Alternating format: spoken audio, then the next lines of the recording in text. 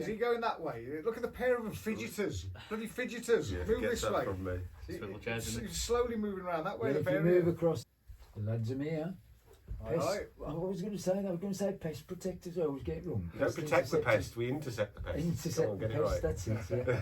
But nobody can, well, fair, they were saying nobody can spell interceptors, can they? No, it's a tricky word. And you know what? We came up with the name for the business 4 years ago or something. And we didn't realise how much of a pain in the butt it was going to be keep typing it into things. Like, even Chris here, he's like a bit of a... he's not the smartest tool in the box. Put it like that. And he can't spell it all the time. He has to look at his own T-shirt. I've got to admit, when I'm stressed, and sometimes my brain, it's got that many things going on in it. I've got 10 phone calls and emails all at the same time. I'm trying to answer everything, and all of a sudden my brain will just go a bit. How do you spell interceptors? And sometimes I'll be on the phone and I have to stand up, look out the office window, and read it off the side of the van. Seriously. He's also had the same phone number for literally 4 years, and he's only just remembered it. I did it like the other day. He was so proud. He came up to me and he'd written it down. He went, "Is that my number?" I went, "Yeah." He went, "Yay!" Don't mock the people with dyscalculus. You could be autistic though. I mean, I was mid-50s when I was diagnosed dyslexic. Right, it's dyscalculus, I think, or dyscalcular. It's called, and it's with maths. Yeah, you can have like word fogging, can't you? Yeah, well, my son's got it as well, and it's like it's quite. I wouldn't say it is embarrassing. It is embarrassing because people just think you're an idiot. Yeah. That's the truth of the matter. But really, it's kind of a disability. It is. Worked out with that insurance company now, didn't it? Oh yeah, we managed to get a discount on our insurance because he said he'd missed something off the application form or something and then he blamed his dyscalculus, so they gave us a discount or something. So now he's trying to get a blue badge and all sorts. Yeah, I'll get a free parking. You watch. Oh, blimey. Anyway, what are we going to talk about? Well, I've got my son with me, Daniel. He's here. Say hello, Daniel. Hello. So he's 15. He's coming to do work experience with us in a couple of weeks' time. And luckily, it's the start of the wasp season. So guess who's going to be doing all the wasp jobs? He might get stung less than you, Mark. So was this a forced thing, or what? No, I don't want to come, Dad. We just got told at school that we needed to find somewhere to do work experience, and I just thought it was the easiest place to go. Yeah, and then like last week, he had to come out. All the year 10s finished school on Friday lunchtime, and then the Friday afternoon they had to come and meet their new employees to get to know them. I was like, well, that's not going to take long, is it? Everyone else went to schools and just had meetings where we just went straight to work. We just went and set some mole traps and various bits and bobs and check some traps in the farm. stuff. Yeah. So what school is it from, Daniel? I don't even know which school it is. The Wordsley School. The Wordsley School. Yeah. Used to be Buckpool. But yeah, the old Buckpool, those people know it. Yeah. Well, I was expelled from there. Wouldn't let me go there. I got expelled from the Summerhill before I even got there. So I was such a naughty boy. How do you get expelled before you even got there? I can't remember. I think my reputation preceded me back in the day. I didn't know that was possible. And then they sent me to the Crestwood. I had to go to the Crestwood. Yeah. Oh, and then my parents moved all the way to the other side of the Buckpool school. So I had to walk every single day past the Buckpool, getting jaunted and, you know what I mean? Yeah, they were fun. They were fun years for me, walking past the Buckpool every day to Crestwood and back. And the school teachers was on strike, so I had to do it like how many times. See, this is where dyscalculus comes in. I can't remember how many times I'd had to do it then. So morning past there, then dinner time I used to come back, then go out for 4 times a day. 4 times a day. Get your steps in. Yeah, kept me fit. All that running, that's it. So we've got him work experience, like I say, for a week. So I'm going to be getting him doing all. I can't really send him up ladders and things, I don't want to kill him and stuff like that. It's good to know. In fact, it was quite funny because the school sent me a massive form I had to fill out with all the like health and safety and risk assessments and all that kind of stuff, and I'm like, oh dear. So in the end, he went to his school and went, look, it's my dad. He's not going to let me die. And they went, all right then, fair enough. So yeah, I'll send him doing some wasp jobs and stuff. It saves me having to do them. I've been stung twice this week. It's been absolutely boiling this week, hasn't it? And it was one of those jobs where I knew I should put a bee suit on, but I didn't want to put a bee suit on because I was already sweating. And I was reaching up really high with my big pole. My t-shirt was riding up, and I was like, twice in the belly. Really? Yeah, one of those big regrets. I wish I'd have put the bee suit. Do you have to have injections or anything? Because you obviously deal with some dangerous stuff, don't you? I think me and Ricky, we've kind of become immune to bee stings definitely now. immune to it, aren't you? Stop turning into a fly one of these days, won't you? Morph into a fly. Yeah.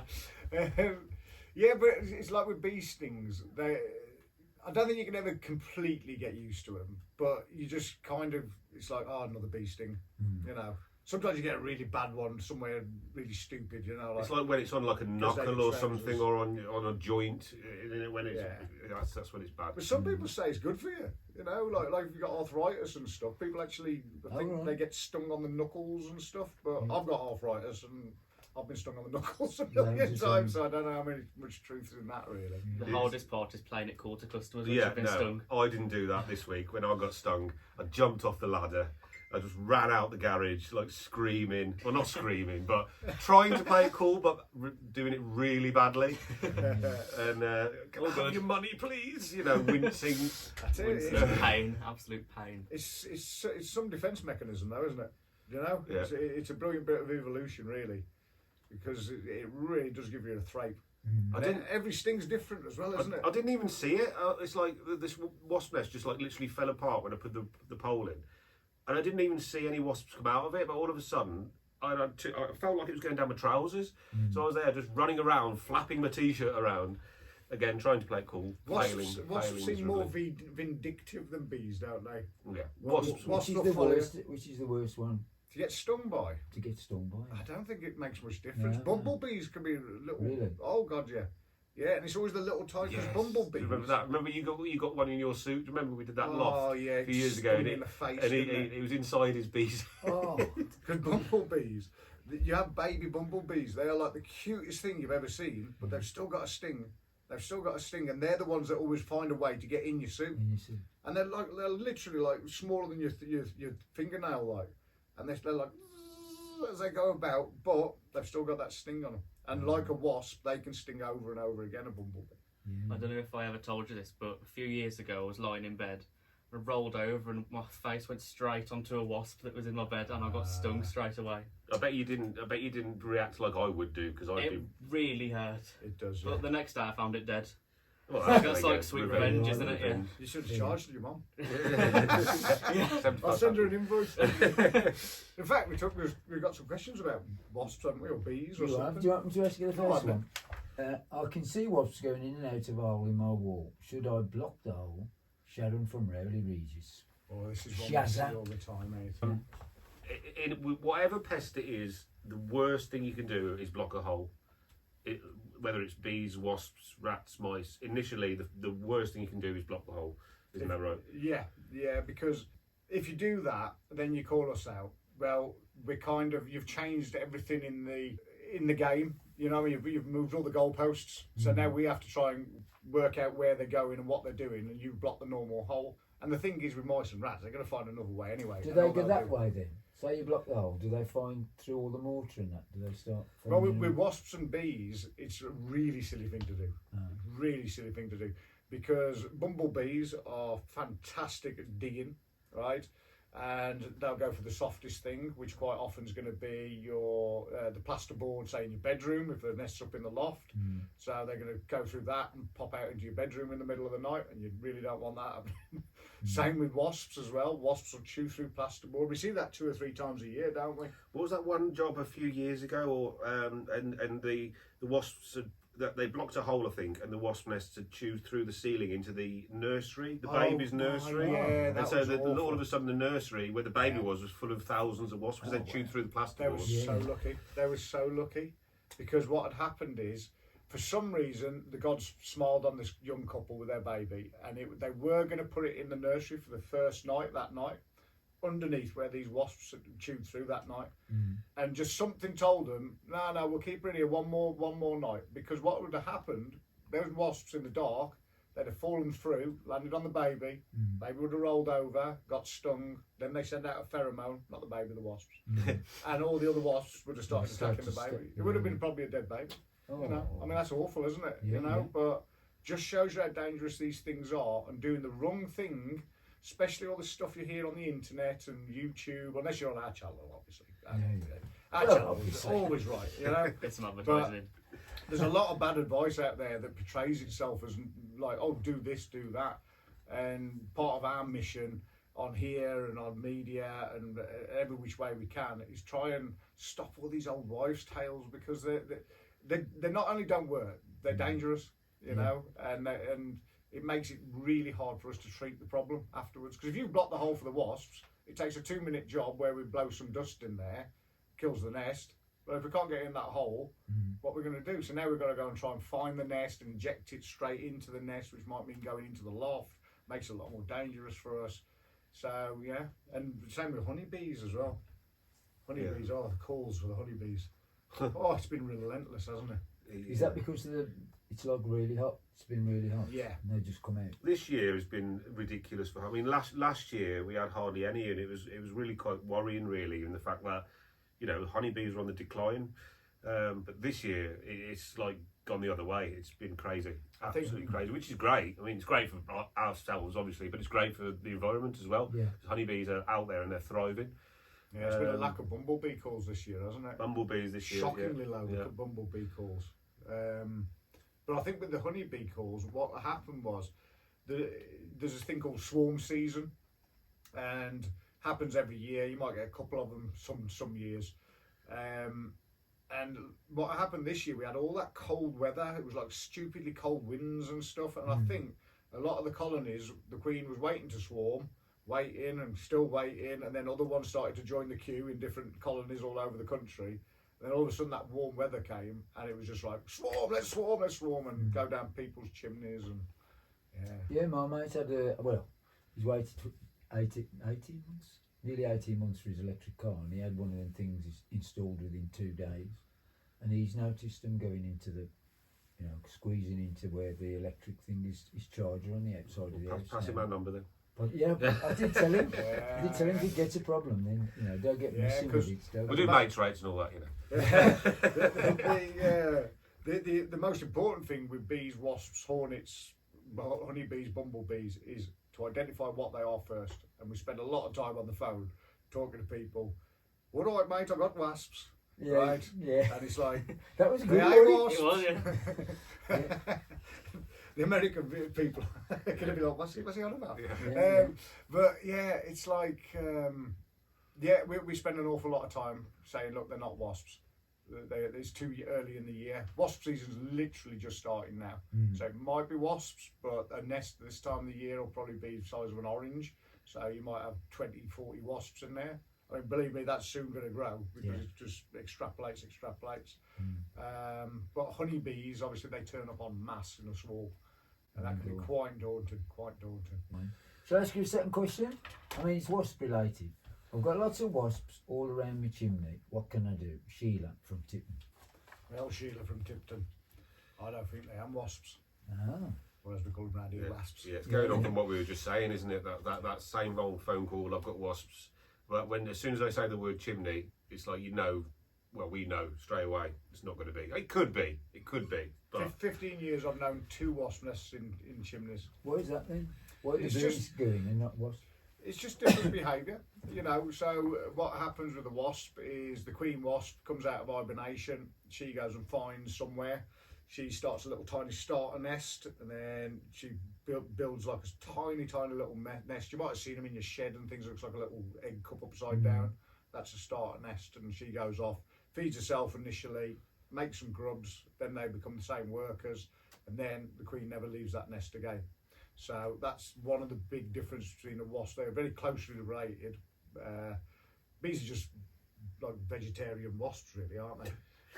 You know, if you go through history, I don't know which one came first, but so that queen wasp, she'll never leave that nest now until it's all over. Then at the end of the season, she makes loads of new queens. They all leave the nest and go and hide different places in your loft insulation and in your cavity walls or in a shed somewhere. And then next year they get up in the spring and they start this process all over again. So wasps never, I'll repeat this for everyone, wasps never swarm. They don't do it. Only honeybees swarm. Bumblebees don't swarm, just honeybees. And what happens with chimneys is, because they love a chimney, an open fire chimney especially, if it's got one of them pepper pot chimneys on, they look quite sweet, you know, they look like a bit like a pepper pot shaker. And that's because they've got those little holes all around it, and inside there's a flat roof inside that, and lower down inside the chimney there's the flat bit of the top of the square chimney, and they can hang their combs down on all the inside of that, so it's a perfect void for them. So instead of going and living in a hollow in a tree, they can find that, and it's fantastic for them because it's dry, it's safe, it's up away from bears and things that would eat them. Not that we've got bears in the black. I was just walking down the bungalow. Believe what I saw. So, I mean, is it mainly old houses then? Because obviously modern houses they don't put so many chimneys. We do seem to do a lot more older houses and cottages and places like that than we do new builds, don't we? Really, expensive houses as well. They've got quite an expensive taste. Is it just their personal preference? Yeah. It might well be. And one thing that we've noticed, right, is go back to babies again for some reason. It's amazing how many of these swarms this year have gone to people's houses who've only just had a baby. They've got a newborn baby. I don't know what that means. I don't know whether it's just a coincidence or there's some kind of vibration that the baby letting off a pheromone, like a honeybee attracting. But you've got to admit, it's all virtually every other call we've had. Where these swarms have turned up, and the advice always is: so if a swarm turns up, they're really at their least dangerous, although it looks the most terrifying. So when a swarm turns up, they've got no young and they've got no honey to protect. It's the start of the next colony, and all they want to do is live somewhere. Now, if you're lucky, and if Sheila's lucky, was it Sheila? I think it was, wasn't it? Yes. Yeah. So if Sheila's lucky, what our advice is always leave it for 7 days. Sometimes we're talking a lot of ladies in there, right? And sometimes ladies can be a little bit indecisive on where they want to go. We've all taken a lady to a restaurant, and do you want to go to this restaurant? No. I want to go. Do you want to go? No. No. Then you go all the way back. So I'm going to get myself in trouble here. I was going to say, I'm not saying nothing. I'm saying nothing. No comment. So sometimes these indecisive bees can just think to themselves after 3 or 4 days, I don't like it here. I like that other chimney we was in. And they'll leave your chimney. That's your problem gone, and they go somewhere else. And that's best case scenario for a customer, basically. Yeah. But once 7 days goes, it's kind of they're there for good. Seven's They're the magic literally there number. forever. Yeah. They're literally there forever, and every colony will get bigger and bigger over the years. It gets a bigger job to remove them. It's a really skilled, dangerous, hard job to do. You've got to be a builder, you've got to be a pest controller, you've got to be a beekeeper, and of course once we take the bees out, we've got to keep the bees. They're now your pets. Yeah, you keep them. We've got what 30 colonies now, I think. I've lost count now how many we've got this year. Well, we went to visit them last week. I took Daniel up the farm. There's loads. They're just dotted around the place everywhere. And do they make honey? Do you make honey from them? Yeah, whoever's there makes. That's our next part of our business expansion in a way. Well, a few different ways we're going to be expanding over the next year. We need to get all the hives all sorted and start producing honey off them. And then we've started a new YouTube channel, haven't we? Hems's Holistic Honey, where me and Ricky, my son, the other one of us, we're going to be filming, taking them out of the chimneys and in walls and places like that. But we're also on that channel, we're going to film the whole process from when we rescue the bees to how we nurse them back to health, make sure they've got no diseases, and then hopefully to that jarred can of honey. No, you got a can of honey there. Jar of honey. That's the word I was looking for.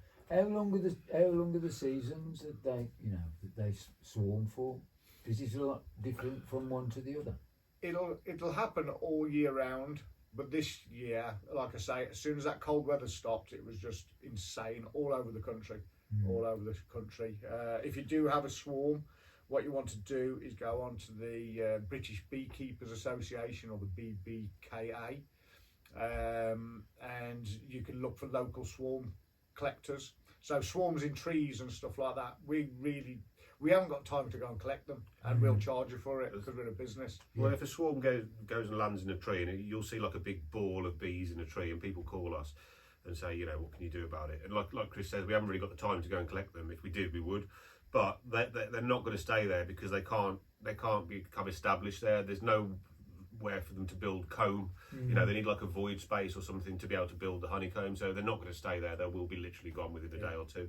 But if we have the time, we'd go and collect them, take them to our bee zoo and look after them. Will But they leave eventually on their own? Yeah, Yeah. well, that clump of bees, that big lump of bees, could be 10,000, could be 70,000 bees, believe it or not, in there. And inside that is the queen. And she's right in the centre of that lump usually. Now, what she does, she sends out a message saying, right, scouts, go out and find me somewhere to go and live. And they all come back with different things, do their little thingy dance, their wiggle dance. And then somehow this all gets passed around the colony. It's like, it's amazing, really. No one really knows how they do it. And all of a sudden, the whole thing will just go up into the air. Sometimes they form this massive ball, this spinning ball, and they'll go off somewhere it else. is terrifying. It is terrifying. I'm scared. I've said this on this show before. I'm terrified of anything that stings. So Me what and are these? Ricky have been inside one, haven't we, a few times? What these guys do is, it's insane.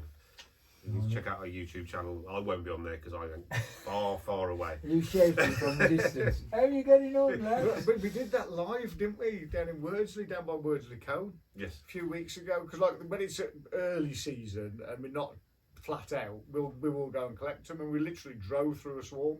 And I was like, there's lots of bees here. I thought, hold on. I was like, hold on, we're driving through the middle of a swarm here. And we pulled over and we collected it. And I thought, right, we'll do our first ever YouTube live. So we does it. And we're always saying to people, when bees are in a swarm, it sounds and looks terrifying. It's the least likely you're ever going to be to get stung off a bee. So we started If they're filming too it. busy trying to find someone to Yeah, get, they're not interested in you. They've got nothing to protect. You see. So we started filming. Within 3 seconds, Ricky got stung 3 times in the face. One on his lip. He looked like he'd been punched by Mike Tyson. That was a rare occasion that I was filming, wasn't I? Yeah. And I was just backing away slowly, Slowly far going far further. away with the camera. Like, no, you're all right. But swarms, as a rule, don't panic. Call a local beekeeper. They don't kill them. Don't spray them with water. Don't, because then you could end up getting stung. You know, because they might get wound up and attack you. But just leave them be. They're just doing what nature does, and let them go on with it, and hope that they don't go down yours or one of your neighbours' chimneys or into a void space. Going back to the chimney thing, what you were doing one last week by candlelight, weren't you? Pretty much. Yeah, Not down quite in by Gloucester. candlelight. Yeah, we were still on it at 10:30 on the evening. 10:30. We did 2 in a row, didn't we? The first colony had been there for 25 years. Blimey. 25 years, and it went down this chimney, and of course you've got to get all that comb out, and it was a nightmare. Then we shattered. We stopped over down there, started the next one the next day, and we were still there at 10:30 on the night down in Gloucester.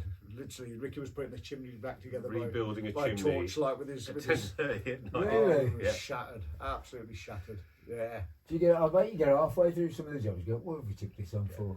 I'll just get a random voice note from him or something halfway through the day saying this is absolute murder, and I'll be just sat just putting down a mouse trap, nice and easy. Him and Ricky will be getting stung. And then what? That's Gloucester. Do you just go anywhere? We are now pretty much Yeah, going really. UK wide for a couple of services that we offer. The our rat-free lifetime guarantee, UK wide. The honeybee removals becoming UK wide as well. It's all become because of our YouTube channel. Yeah. It's I'd say we get 50% of our phone calls now probably from people who watched us on YouTube, but because it's YouTube and it is global, we had a message from somebody from Chicago in America on email yesterday, didn't we? I've got asking, wasps. asking about something to do with the drainage system. She actually did a YouTube video specifically for us so we could watch it and ask our advice. But you know what? In a way, though, I think it's amazing because it's so beautiful to be able to help someone that can't find someone in the whole of America To do it. and it's like she's getting bad advice like the people over here do, and I'm happy to help her. Is there an expansion thing where, say, somebody sends you a video and you know how to tell them to do it? You say, well, boom, 300 quid in our account, and we'll. All we really ask is, if we do give them advice, all we ask is just for a review, a review on our Google page, a 5-star review and some nice words, and that's all we ask, really, isn't it? Because it does take time, and time's really valuable for us this time of the year. It's, I've never worked so hard as the last 3 weeks. Probably it's been a few weeks since we've been in, isn't it? It's just been wow. We only got back from Brill yesterday, didn't we? Here we are back with the lads. So, Real. So, what was you down in Real for then? Okay, so it's not just bees that we do nationally. We've got a product we call our rat-free lifetime guarantee, and what we do is there's people out there that have had rats for 10, 15. The worst one we ever did was 21 years. 21 years with rats in your house, spending money left, right and centre with so-called experts and professionals and all the rest of it, and they've still got the problem. Best case scenario is it goes away for a bit because some idiot's just putting some poison down, but it just keeps coming back and it gets worse and worse. And we'd got two, and we had to go to finish one off in Wrexham. Yeah, Wrexham, yeah. So a lady in a 200 or 300 year old, it was 3 cottages that had been converted to a pub, pub, and then wasn't it? she's converted a dream home. You know, she's moved in there, and it's blatant that the people who sold it had a rat problem, not told her. She bought it, and then she's inherited this rat problem that's gone on for God knows how many years. Now she's sorted. So we finished off in Wrexham, and then we went off to Rill, where there was another lady, Maria, absolutely fantastic lady, lovely customer, and there was just something we needed to give a tweak to what we'd done there. And yeah, so that's 2 of our rat-free lifetime guarantees over the Welsh border, like. But then we stopped in Rill for the night. Oh my life! Wow. Sorry, real Sorry, people. real. Yeah. Well, funnily enough, Maria, it was in Prestatyn, which is like 2 minutes up the road. Because it was like kind of rushing. It was 9:30 by the time we got there, and we just got to do a few of these little tweaks on her property. And she says, "You go to Rill?" And I was like, yeah, we said holiday resort, innit? Me and Ricky was all excited. We took our aftershave and everything. Yeah. My life. Whoa. They even both had a shower. Yeah. Yeah, we stopped in the travel lodge. On the seafront. Was it actually on the seafront? Though? It was literally on the seafront. Yeah, it was right next to the beach and everything. But I have to book Chris and Ricky all their hotels. I do all that kind of thing. Again, because of that dyscalculus problem. Yeah. Honestly, you should see him trying to book a hotel room on Booking.com. Other websites are available, by the way. He just like gets so angry, he just throws his phone at me and goes, "Find me a hotel." A few weeks ago, I thought I'd done it because Mark was actually busy for once, so I thought I'll do it. Right. I'll do his job for once. So I booked it and everything. It was down at Stansted Airport, wasn't it? Oh, good, yeah. And I booked it and everything. I was like, Mark, I've done it myself. There you go. Ha ha ha. Done it. And like a day before we went, I was thinking, I've not had any emails, and I've not noticed any money go out of my account. So I had a look, and I was like, Mark, did I book that thing? Somehow I hadn't pressed the button. Oh, right. The last button, that's all I had to press. And then I had to spend, it was about another 150 quid for the night, wasn't it? Because it was like just 6 nights. leave it to me. Yeah. You know. In future. After all that. We call him the maths droid. How the match? Shall we do the next one? Oh, it's your question, isn't it? Do you want to ask him a question? Go on then, Daniel. This is Yeah, your Daniel, question. you ask him the question. I have bumblebees in the ground in my garden. Can they be removed or exterminated? Oh, don't start me on Oh, exterminating. It's a bit strong. Yeah. No. I think you are Doctor Who. Exterminate. No, you can't exterminate them. Removing them potentially, but what we found with bumblebees is when they're in the ground, usually they'll be going in like a little hole in the ground, coming in and out. And it'll usually be an old mouse burrow. Yeah, or I've had a few calls this year that people have just had a shed taken down and there's a bumblebee nest under where the shed was, and they're going in and out this hole. But in experience in past years, the nest will never be where the hole is. No. The one year, a few years ago, me and Chris got called out to remove a bumblebee nest under somebody's decking. They're going in a hole in their decking. Do you remember the one I'm on about? God, yeah, And in Kingsford, yeah. And we thought, oh, that's fine. We'll rip up this one plank of decking, just get them out into a box, take them away. No. But the nest was the other side of the decking, so we removed the whole of the decking. And there it was, wasn't it? Little tiny and it was nest. a little tiny nest about the size of a cricket ball or something like that. Oh, good. But it was literally the opposite side from where we started. So they were going in that hole, travelling all the way under there to find to their nest. You see, if they're in the ground, they're going to be one of the 23 which are proper native bumblebees. There's a 24th, which is kind of, we've got it now, little foreign invader called the tree bumblebee, but they're nearly always up in lofts or going in a hole in the wall, like a pipe hole that's been left and not filled and stuff. But the ones that are in the ground, they're nearly always native bumblebees. They're usually really placid. Things to remember is don't go stamping around by them, because vibrations tells them you're a bear and you're coming to eat them. What is it with you and bears today? I don't know, it's a good example. Because I always use that because that's why the bees go for your face, bumblebees particularly, they go for the CO2 in your nose and your mouth. And I think that's evolutionarily, because things like I don't know, we ain't got anteaters either, have we? But bears, they love honey, don't they? So we've been told. Yeah, yeah. So they will rip up well, badgers do it as well. In fact, I had a phone call this morning at 7:30 this morning. He thought someone had knocked over his compost heap, and there was bees everywhere. And what it was, there'd been a honeybee colony in there. Badgers had come, smelt the honey, knocked it over. But the reason they go for your face is because something like a badger, the only soft bits that it's got is its nostrils, because the rest is covered in fur and its lips. Yeah. But they still do that when you get near them. So don't do vibrations near them. If your dog's eating them, that's another one. Oh, can't you kill them because they keep stinging my dog? Well, move your dog away from the beach. Yeah, fence the area off or something. And so basically, Daniel, the answer to your question is just leave them to it. They're generally only around for a couple of months, really, aren't they? Sort of end of July-ish is when they start to kind of fizzle out naturally. Yeah. A lot of them, they're only there literally for like 6 weeks, aren't they? Yeah, they're quite pretty to watch at the end of the day. I know you and your mum are big nature lovers, so just leave them to it. So they just move on their own. Yeah. Well, yeah. Well, is it common for them to be in the ground? Yeah. Oh, really? All our natives. They're all they all go in the ground. Swarming round this little.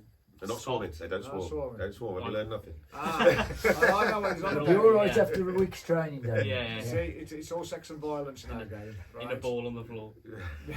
Well, what's happening is that's mating, and they do a mating dance, especially tree bumblebees. This time of the year, if people look up, especially around their guttering, and they see all these bees, and there's loads and loads every day. There seems to be more and more of them. What that is it's the mating dance of the tree bumblebees. Sounds like it should be a song, doesn't it? But basically, what happens is you get these bees that keep circling round and round and round and round. And if you look and be observing, you'll notice they don't go in the nest. But what happens is they're males from other nests in the area. If they went in there, the little workers would sting them to death because they're a foreigner going into their nest, and they smell slightly different to them. So and if you watch, every so often a massive bee will come out. That's one of the queens, the many queens that the tree bumblebees produce. She looks like a flying mouse, honestly, they're huge. And all of a sudden, the male bees, they'll grab hold of her in midair, latch onto her, he mates and dies. That's his job done, and then she's off to go and set up another nest. Not a bad way to go, really. Well, I suppose. I could think of worse things. Yeah, cover your ears, Daniel. There's a lot of dead bees around the area. Yes, that'll be the males. Yeah. That'll be the males. Males don't have a good life in the bee world, really. Apart from the mating, and it's all over. See, they must have been woke well before us, haven't they? All the bee population. Well, you know what the honeybees do to them at the end of the season. The male ones, the drones, they call it, is the proper name for them. Yeah. They literally throw them out, right? And if the drones try and come and get back in, right, because there's no purpose to them, and the worker bees have to feed them, right? But once the swarm season's all finished and there's no point in the drones, we've watched them do it. It's absolutely, they're nasty. These are nasty women.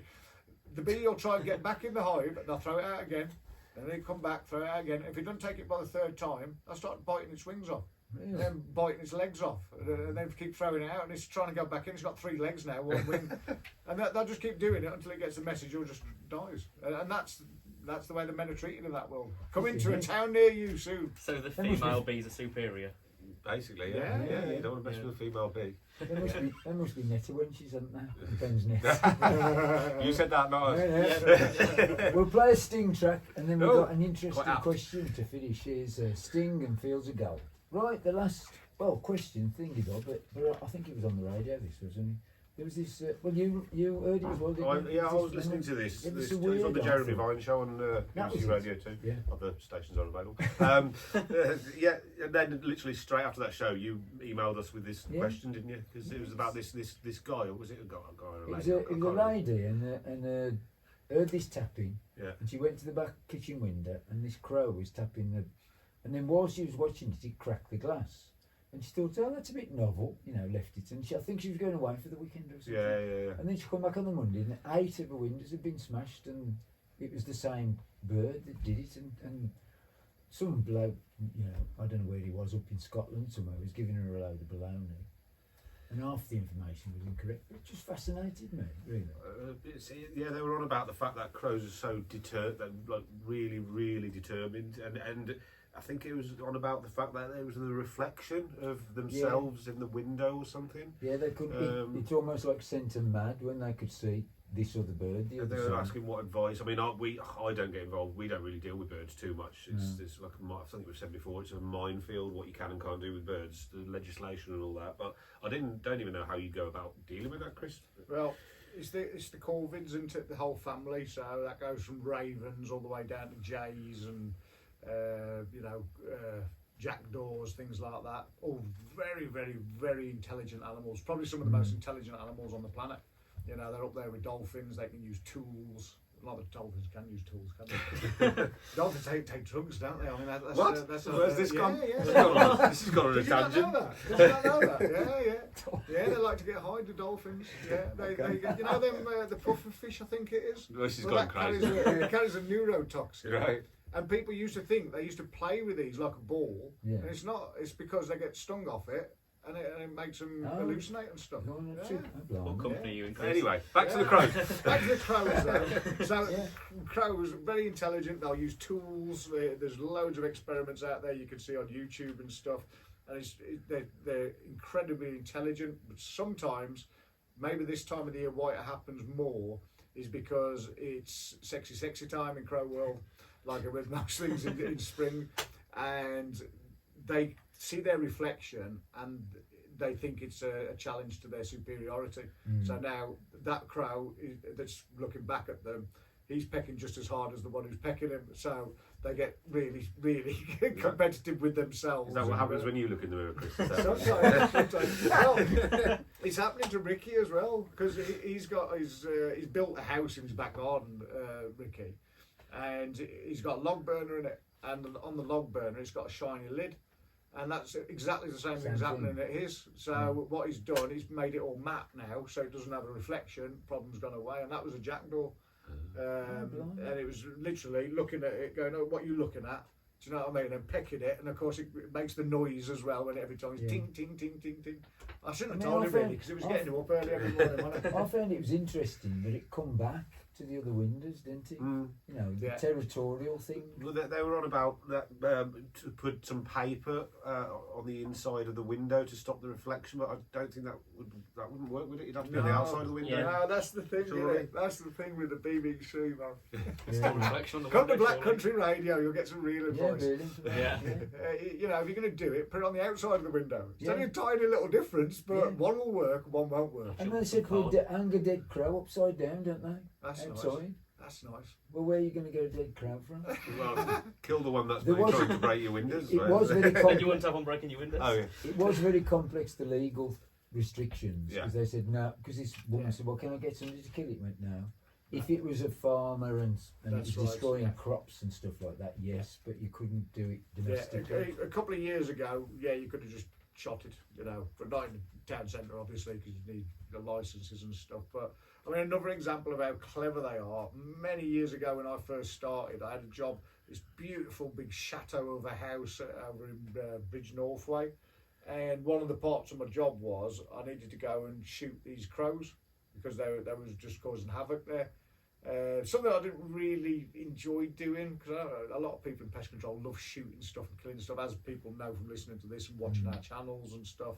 We're not into that. We look for a better answer. But at this point, I thought, okay, I've got my new gun, my new air rifle and stuff, and I went out.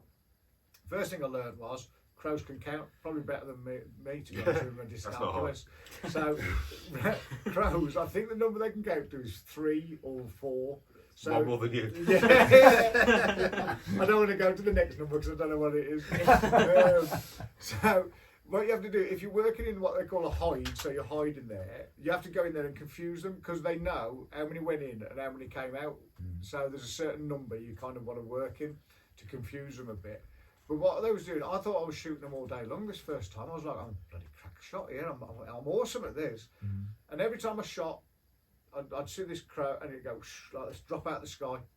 And I was like, there's another one, another one. And I'd go around looking. I was like, well, where the hell are they all? I can't find them anywhere. And what it was, they're so clever that they were seeing the not the projectile coming out at the end, but the poof of smoke out the end of the air rifle, or compressed air, I should say. And they're seeing that, and that's travelling a lot faster than the pellet is. They're seeing that, and they straight away what they call faint, and they literally just drop out the sky, So unbelievable. they had one on you then, really, didn't they? I bet they was all laughing at me, going around like, "Where's this bloody crow gone?" I definitely shot it. Absolutely brilliant, isn't it? Clever. So if they get them, it's paper on the outside. Don't go and try and find a dead crow anyway. No. Paper on the outside, and that's really all you can do, isn't it? Yeah, I can't remember how the actual radio feature ended. I don't think it really had They much had of no a resolution, conclusion, did no, it? because this bloke says, Everyone was just really? like waffling on about you Waffling could do on, this, yeah. you could do that, and then in the end it was like, oh well, that's what it is. Yeah, that's what it is. Never mind. I just Seagulls as well. Seagulls do it, don't they? They have your chips, don't they? Oh, I'm sure once when I went to St Ives, I'm sure one stole my whole jacket potato. Literally, yeah, absolutely. Jacket potato 1 minute, gone the next. In one Yeah. go. I had that with a girlfriend down in Bournemouth. Rachel, if she's listening. What, Hi, stole Rachel. Jackie Potato? No, But she no, stole no, it. it was a bag of chips, and she was Oh, in right. the mood with me. And I said to her, It's a bit of a bizarre show, is it? I said, look, when we go out of here, cover your chips up, because otherwise, them seagulls, they're going to have your chips. Yeah, And she was, yeah. I had one on her, and she was like, I'll do what I like. She goes out, she stands outside, and I'm watching her from outside. She stood there eating the chips like this, going, ha ha ha. Next thing you know, this pigeon, this seagull comes down, clatters the chips. Of course, the chips go everywhere, and then every seagull in Bournemouth attacked her, right? And she just stood there crying. And as they all took off with all the chips, and she stood there with a piece of paper, this big lump of seagull poo landed on her. And I was just like, I couldn't help but smile at that. Did you say I told you so? A little bit. Well, did you go out with her again? No. So, if folks need to find out about what you do and stuff like that, what's the best way of doing it? Okay. So we've got our YouTube channel, which is if you type Pest Interceptors into YouTube, you will find us. We've also got Chris and Ricky's new YouTube channel, which is Hems Holistic Honey, to talk about all the bee stuff. That's spelled H-E-M-S. HEMS Holistic Honey. Yeah. Why do we keep making companies with like I weird don't know, names? we've done it again, haven't we? We should have just Most called it impossible ones to HHH spell. or something. So Pest Interceptors, Hems Holistic Honey on YouTube. We've got our Facebook page, our website, pestinterceptors.co.uk. You can email us any questions on help@pestinterceptors.co.uk, and the email here is, help me out too. What's the email here? Oh, sorry, it's info@blackcountryradio.co.uk. There we go. And you can just feed it through to us. Yeah. Any questions, send them through. We'll try and answer them as well as we can. We'll try not to talk about bears too much, or dolphins, Or ex-girlfriends. or ex-girlfriends, or chips. And over the next few, I mean, you got all the festivals. You get involved with the festivals, all the music festivals and that. Do you get called out to them? Or? No, not really, but I'd quite like to. Yeah. Yeah. Free entry. Oh, you're going on, aren't you, soon? I am. Yeah, I just wondered if they, had an outbreak and they. No, because it's all so fast, isn't it? Yeah. I suppose if a bee swarm was to turn up, we might get a call. That's one we'd go and collect. Oh, you yeah, know what I Yeah, mean? yeah. without a doubt. And as long as we got The stay pyramid the- stage at Glastonbury, and we Yeah. walk on. Yeah, that'd be nice. Stay the whole of the festival then. Right, everyone. Once you're in, you're in. Ain't you? Well, good luck, Daniel, with your working. So have you got to do the whole summer? Or? Just Just a week. Yeah, Oh, you just so got to the do a 7th, week. yeah. First week of July, yes. Yeah, Yeah. just got to do a whole week. Oh, Yeah. Let's come back in next time. See how, whether Yeah. it's slave labour. Actually, yeah, by the Updates, next yeah. time we'll probably have done it. So yeah, we'll come and yeah. tell you all about it. Yeah. See Yeah, what maybe they, we're talking see point what on they that. get you to do. Yeah. But we're almost done. We're going out with Baby Bird. Oh, finish on a bird. That's There we pretty professional. Yeah, see, we And get a track together. called You're Gorgeous. Thank And you. we'll see the lads in a Thank month's you. time.